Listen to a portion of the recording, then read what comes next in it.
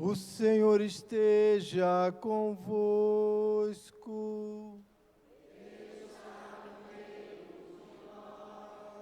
Proclamação do Evangelho de Jesus Cristo segundo Lucas. Glória a vós, Senhor. Naquele tempo, Jesus contou aos discípulos uma parábola para mostrar-lhes a necessidade de rezar sempre e nunca desistir, dizendo: numa cidade havia um juiz que não temia a Deus e não respeitava homem algum. Na mesma cidade havia uma viúva que tinha a procura do juiz, pedindo: faze-me justiça contra o meu adversário. Durante muito tempo, o juiz se recusou. Por fim, ele pensou: eu não temo a Deus e não respeito homem algum. Mas esta viúva já me está aborrecendo. Vou fazer-lhe justiça para que ela não venha agredir-me. E o Senhor acrescentou: escutai o que diz este juiz injusto. E Deus não fará justiça aos seus escolhidos, que dia e noite gritam por Ele? Será que vai fazê-los esperar? Eu vos digo que Deus lhes fará justiça bem depressa. Mas o Filho do Homem, quando vier, será que ainda vai encontrar fé sobre a terra? Palavra da salvação.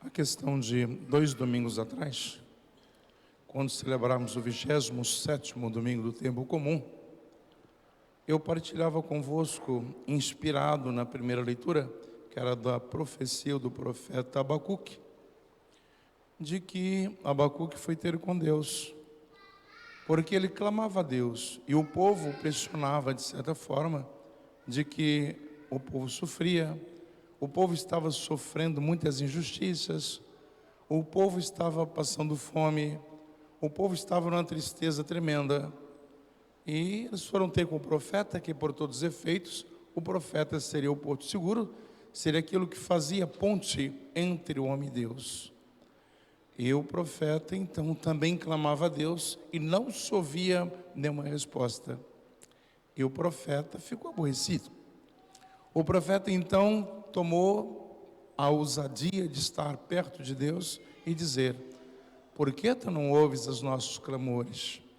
Por que tu não sentes a nossa aflição? Por que tu nos abandonaste? Por que tu viraste as costas para nós? Não vês que o nosso povo está sofrendo, está pedindo e clamando terrivelmente? E é certo que Deus permaneceu num certo silêncio para ouvir do fundo do coração do profeta se de fato havia necessidade daqueles pedidos. Dado o momento, Deus se manifestou. Deus então disse ao profeta Abacuque, como a todos: pega uma tábua escreve esses clamores.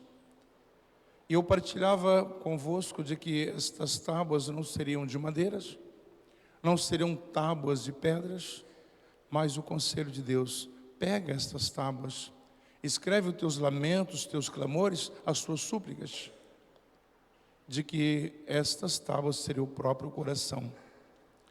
Até partilhava de que muitas vezes nós fazemos nossos pedidos, nós elevamos as nossas orações a Deus, mas nós gostamos dos burburinhos, nós gostamos das rixas, gostamos das tragédias, porque muitas vezes nós expressamos o nosso desejo, o pedido que fazemos com a nossa boca, com a nossa língua, mas o nosso coração se sente a regozijar, se sente feliz por tantas tragédias acontecendo. Haja visto que agora no tempo da política, não é, de segundo turno, quantas confusões, tantas brigas, como foi também do primeiro no início, tantas confusões. Ainda ontem, depois da missa da Fonte, uma senhora que atualmente frequenta aqui a missa, ela veio ter comigo e disse: padre, o senhor deveria tomar uma posição política. Eu disse: eu não utilizo o ambão, não utilizo a igreja, não utilizo o meu sacerdócio para fazer politicagem. Portanto, eu tenho o meu ponto de vista e não partilho isso, muito menos quero que as pessoas comunguem da minha ideologia, do meu partido, vamos dizer assim. Então, cada um tem o seu, deve-se viver. Mas por que disso? E partilho isso com ela. A partir do momento que eu coloco o meu ponto de vista, eu estou caçando confusão, arranjando confusão, em nome da própria igreja. Mas que a igreja CNBB já se posicionou sobre isso, e a doutrina social da igreja? Eu digo, eu vou mais a fundo ao Evangelho, o Evangelho de nosso Senhor Jesus Cristo, que levantou a bandeira da paz.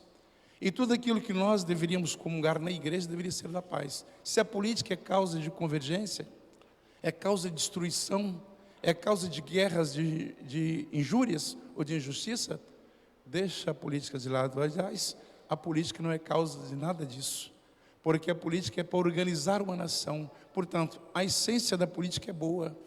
Infelizmente, o que não é bom são os candidatos, são os eleitores que, infelizmente, então interpretam mal ou entendem mal e faz de fato a política esta grande guerra, esta grande confusão.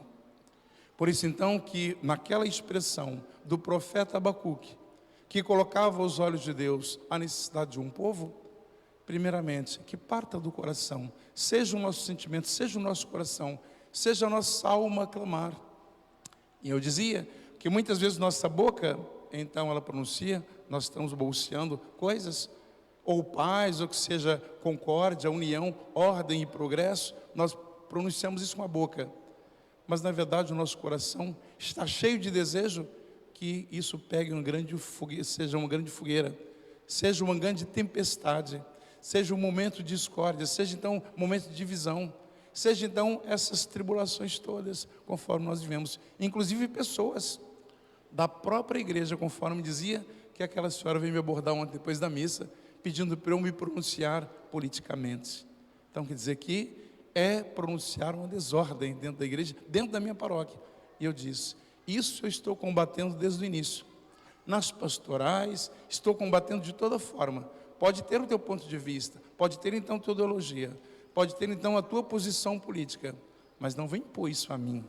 E jamais eu exijo isso, que os outros imponham, e muito menos que eu vou impor a minha posição política, que antes do mais, o meu partido é Nosso Senhor Jesus Cristo, que é o partido do amor, da paz, da justiça.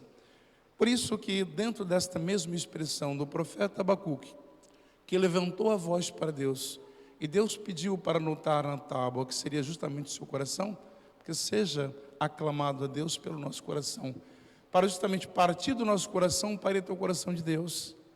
Esse deve ser esses os nossos pedidos. A partir do momento que nós pronunciamos simplesmente com a nossa boca, perde-se, dilui. As palavras se perdem, ou senão causam as grandes confusões.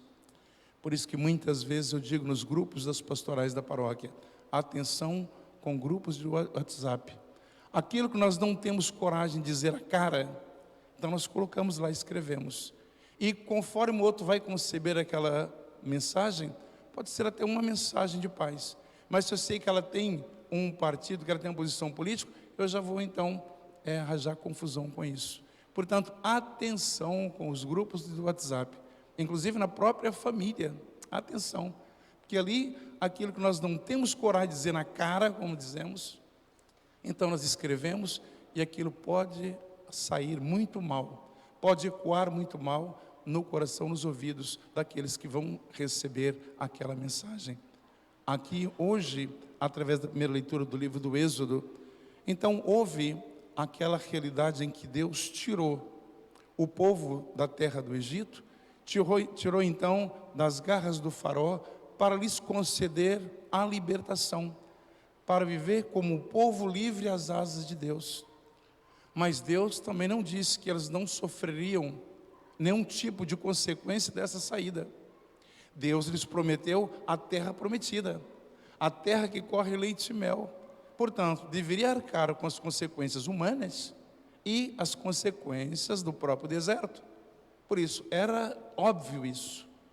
Só que, para chegar à terra prometida, a terra que corre leite e mel, não foi nem Moisés, foi Josué que introduziu o povo na terra prometida. Portanto, Deus permitiu que eles fossem ou passassem por mais uma privação, ou se não, passasse por mais um momento, para não sentir a ausência de Deus, mas a presença forte de Deus por meio de Moisés. Nessa terra de Rafidim, havia esse povo amalecitas, que era um povo totalmente contrário àquilo que eram os preceitos dos israelitas. Por isso, o povo que saiu do Egito, obrigatoriamente deveria passar por esta terra. Só que esse povo, então, é um povo muito mau, um povo que perseguia os israelitas, mesmo que esta terra esteja introduzida no país, ou seja, em Israel. Mas na obrigação de passar, o que sucedeu? Aqueles que viriam atrás desta caravana, desses então que foram libertos por Deus para serem introduzidos na terra prometida, então foi saqueado. Muitos deles morreram, justamente por este povo de Amaleque, ou seja, os amalecitas. Então foram mortos, foram então maltratados. Por isso então que Moisés designa que Josué vai à frente como escudo, enquanto ele toma consigo Araão e Ur e sobe ao monte. Veja que interessante, estamos falando da oração. As igrejas antigamente, elas eram construídas no topo, no cimo, em cima de uma colina. E haja visto que a nossa igreja matriz, ela está assim, construída. Para todos os efeitos, construída no alto, é para sentir mais a presença de Deus, para estar mais perto de Deus. Os mosteiros, não é? As igrejas antigas, então todas elas estão construídas em cima e com as torres apontadas para o céu, para dizer que o nosso lugar é o céu. E nós subimos ao monte, subimos a colina para estar mais próximo de Deus. Por isso então que Moisés toma consigo Araão e Ur, vai rezar, enquanto ele está intercedendo, e ele diz, enquanto Moisés conservava a mão levantada, Israel vencia. Quando baixava a mão, vencia Amaleque. Para ver o poder da oração.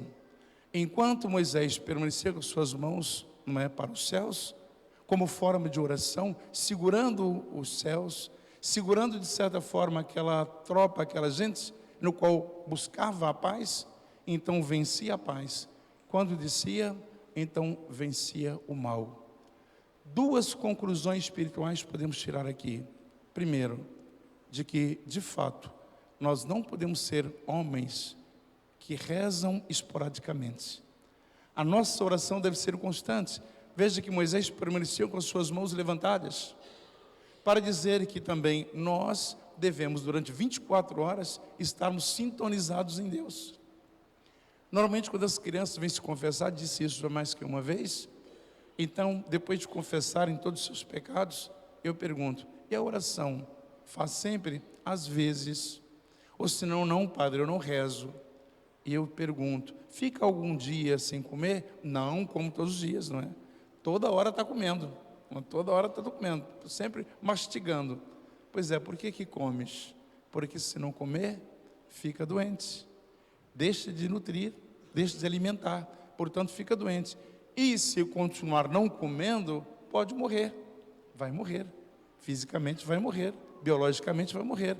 Assim também, se nós não alimentarmos o nosso espírito com a oração, conforme dizia, que não pode ser esporadicamente, tem que ser constante, nós podemos ficar doentes espiritualmente e nós podemos morrer. Esta é a primeira via.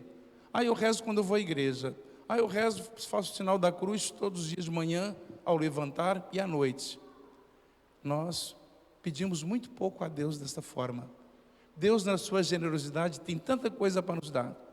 E nós limitamos a generosidade de Deus no pouco, no nosso limite, na nossa condição. Portanto, quanto mais rezarmos, mais Deus atende os nossos pedidos, ou mais perto de Deus nós sentimos. Não é que nós ficamos isentos dos problemas, das dificuldades. Pelo contrário, nós adquirimos resistências para as tempestades, para as confusões, as guerras que vierem contra nós, contra a nossa casa, a nossa sociedade, a própria igreja, sejam todos derrotados, para então permanecer a paz do Senhor. Esta é a primeira via. A segunda via é de que temos por obrigação de rezar um pelos outros.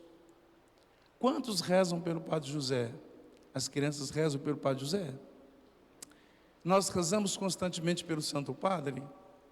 Nós rezamos pelos bispos? Às vezes nós dizemos assim, eles já rezam tanto, é o suficiente.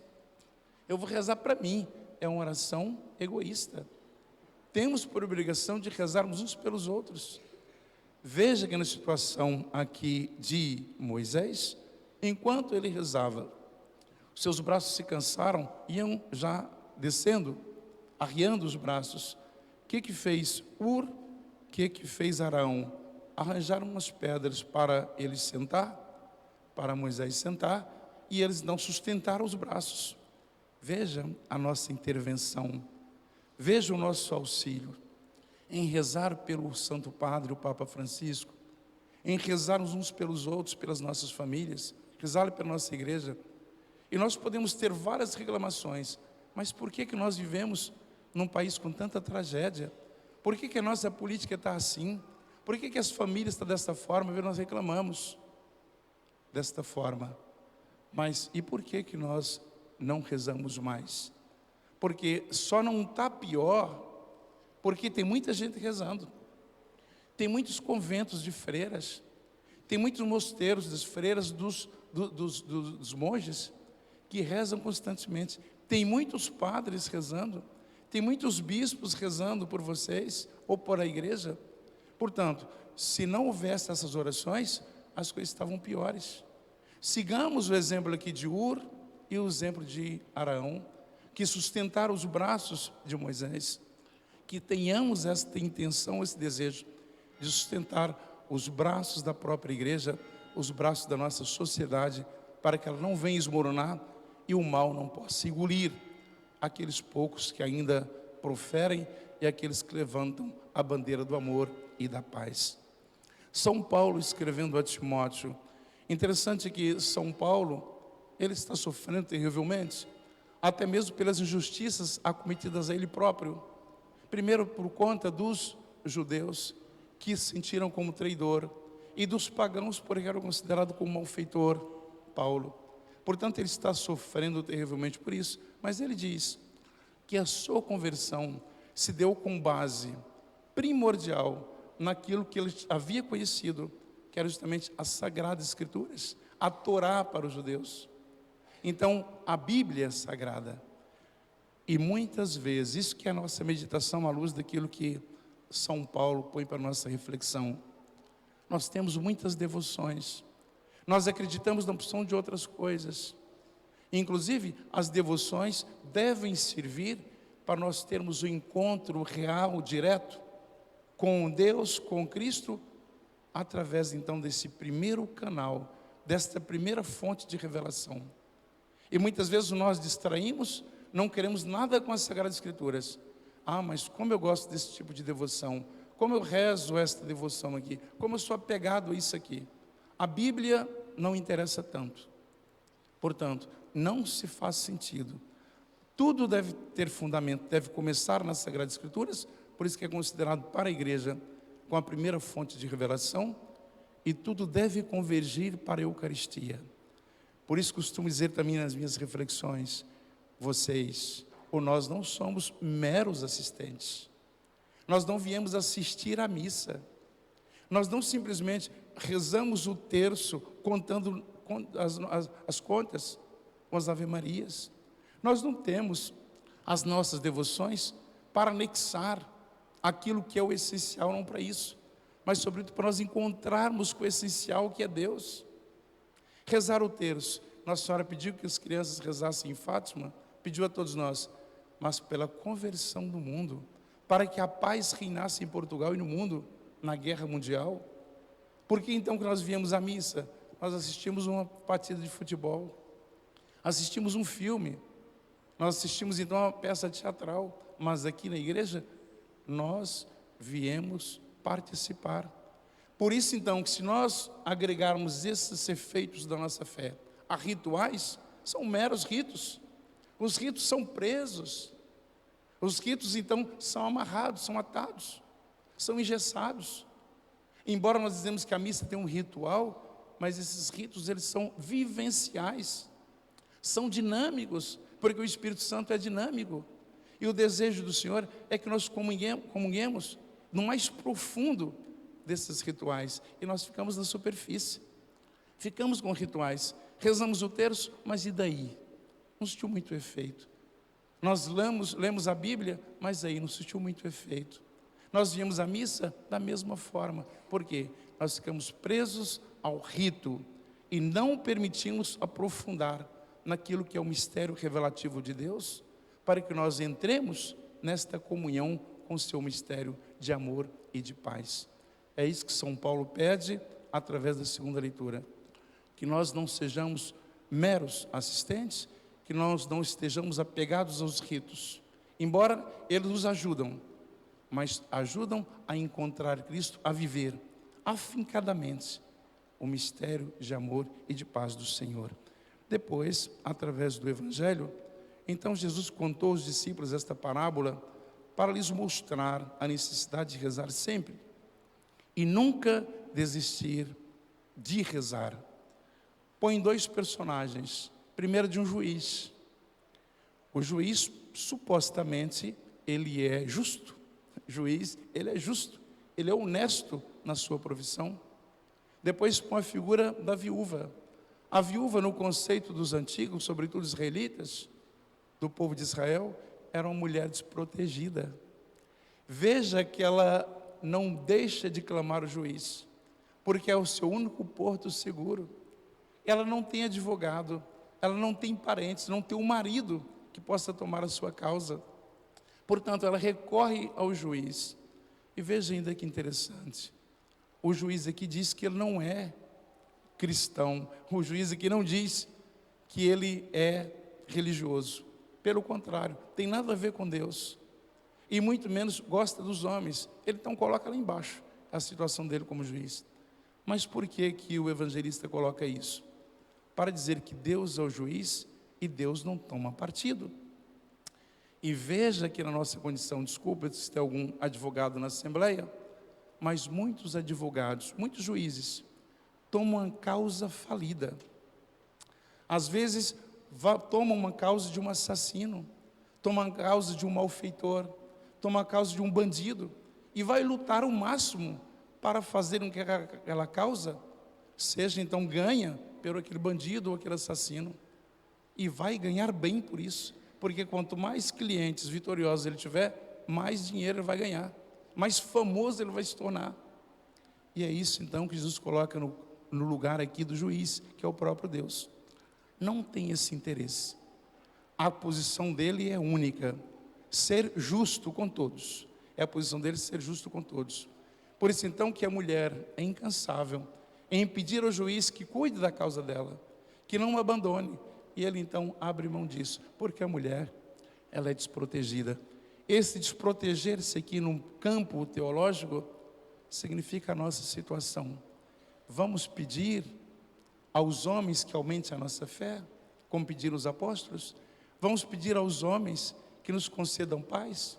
Vamos pedir aos homens que nos concedam alimento? Nós aqui recorremos ao juiz supremo, que é Deus, é nosso Senhor Jesus Cristo. A viúva representa o desprotegido e o juiz, o homem justo, que não faz acepção de pessoas, que somos todos nós, que somos, de certa forma, tomando a causa do juiz, ou melhor, da viúva, que clama constantemente para que o juiz olhe ou trabalhe pela causa de cada um, ou serão de nós todos. Depois, no final do Evangelho, interessante também, eu vos digo que Deus lhes fará justiça bem depressa, mas o Filho do Homem, quando vier, será que ainda vai encontrar fé sobre a terra?